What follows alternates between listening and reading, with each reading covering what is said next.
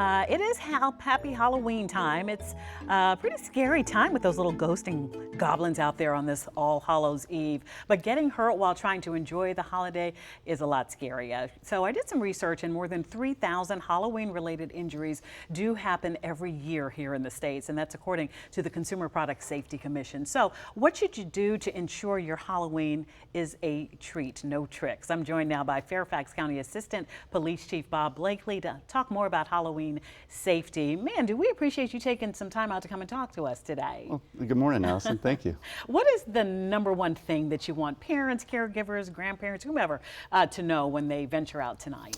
I think most importantly, if you follow the general rules and guidelines that everyone talks about, tonight's just as safe as any other night. But it is cause to increase awareness, and if we all kind of follow those general guidelines, then everyone in our communities can be safe.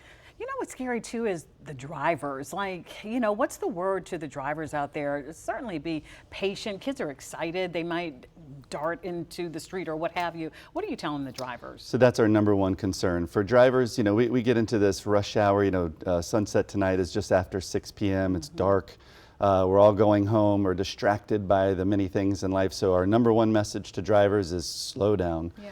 Take a look at what's going on around your neighborhoods, roll your windows down, reduce your speed, don't be distracted by your cell phones and mobile devices, and just take a look around. Watch out for kids darting out into the road, folks wearing masks that can't see so well and enjoying themselves. And they're excited.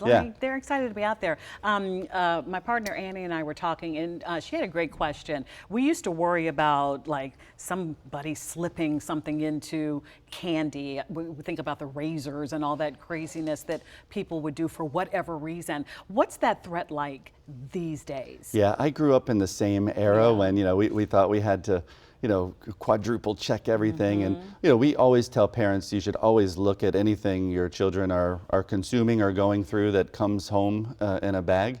But we just have not seen anything that would support that kind of wives' tale. But we have to always be careful, pre-packaged, sealed packaged candy, we typically would suggest is prone to be safe. The best one. Yeah.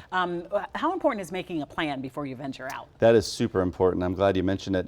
We suggest to the parents that do let their children venture out a little bit on their own, have a pre-approved route, so if we need to go looking for our folks, we know where they're going. But most importantly, travel in groups. One adult is kind of like that safety person is always great, because they can be the person who holds a flashlight or says, let's look both ways before we cross the street.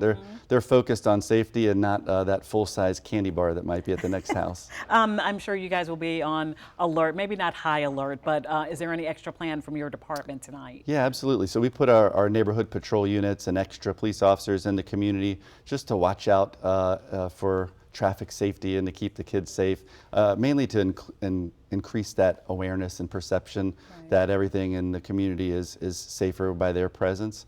And also we want to check out the cool costumes. Okay, speaking of which, favorite candy real quick? Oh, Snickers, of course. Okay, that's what I'm talking about. Thank you so much. You're welcome. All righty. All right.